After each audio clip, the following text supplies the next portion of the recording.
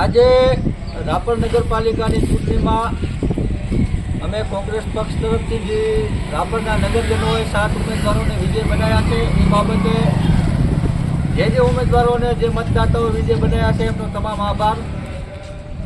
સાથીઓ, રાપર નગરપાલિકાની ચૂંટણીમાં રખડતા ઢોરોની જે સમસ્યા છે જેના કારણે 5 લોકોના મૃત્યુ થયા હતા। શહેરમાં ઠામ ઉભરાતી ગટરોની જે સમસ્યા હતી, ઠામ કચરાઓના ઢેરથી લાગેલા હતા। રાપરની અંદરમાં ખુલ્લેઆમ દારૂના આડાઓ જે ધમધમી રહ્યા હતા અને ભર ઉનાળે પાણીની ભયંકર સમસ્યા સર્જાતી હતી। ઠેર ઠેર દબાણો થઈ ગયા હતા।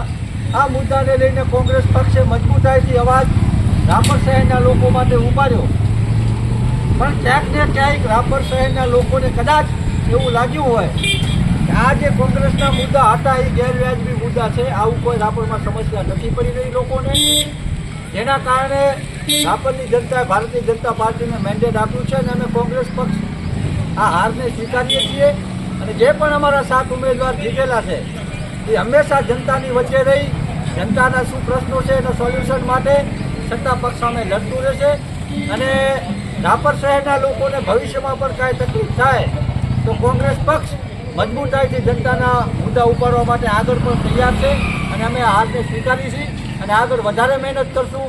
રાપરના કદાચ અમે જે મુદ્દા ઉપાડ્યા એ કદાચ ખોટા હોઈ શકે, એના માટે જનતાએ અમને મેન્ડેટ નથી આપ્યું, એટલે ફરીથી હું સમગ્ર કોંગ્રેસ પરિવાર વતીથી હાર સ્વીકારું છું અને રાપરની જનતાનો ખૂબ આભાર વ્યક્ત કરું છું। ધન્યવાદ।